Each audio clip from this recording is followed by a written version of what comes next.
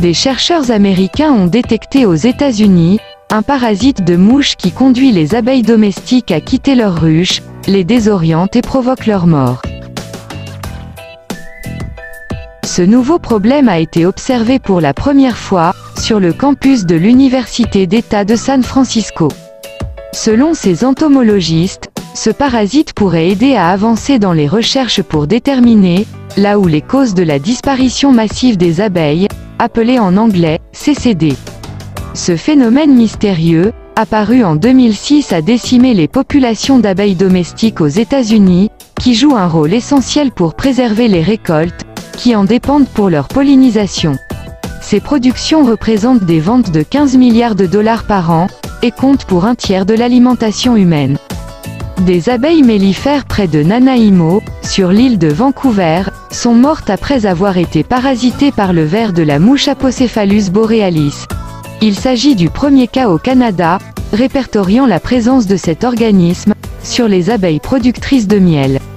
Le parasite est transmis par une petite mouche, appelée phoridée, qui grimpe sur l'abdomen de l'abeille, la pique avec un organe de ponte, et y dépose des œufs qui se transformeront plus tard en asticots. Ces derniers s'alimentent ensuite de l'intérieur de l'abeille, jusqu'à ce que mort s'ensuive. L'asticot, qui est présent de l'Alaska au sud des États-Unis, était connu pour s'en prendre aux guêpes et aux bourdons, selon le professeur de biologie de l'Université d'État de San Francisco, John Afernick.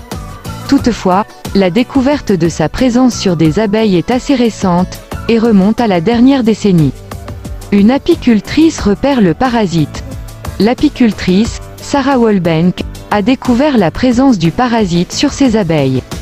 Elle raconte avoir installé une ruche sur sa terrasse en avril dernier, mais remarqué en juillet le comportement étrange des insectes. Les abeilles sortaient la nuit, au moment où elles dorment généralement dans leur ruche, et se cognaient de manière répétitive sur la lumière, à l'extérieur de la maison. Ces abeilles étaient tellement frénétiques. C'était comme si quelqu'un tapait ses doigts, de manière stressée sur un bureau. Elle ajoute que les abeilles sont finalement tombées au sol et sont mortes plus tard. C'est juste la chose la plus triste et étrange. Une citation de Sarah Walbank, apicultrice.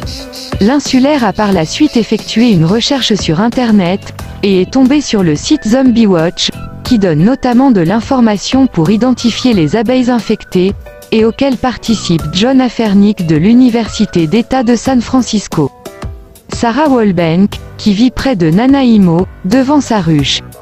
Selon les recommandations données sur le site, Madame Walbank a amassé les abeilles mortes, pris une série de photos de celles-ci, et les a soumises en ligne.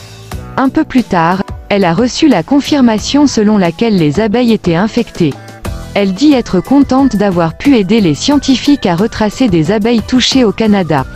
Mais c'est décevant de constater qu'il y a un autre prédateur qui s'en prend aux abeilles, avance-t-elle aussi.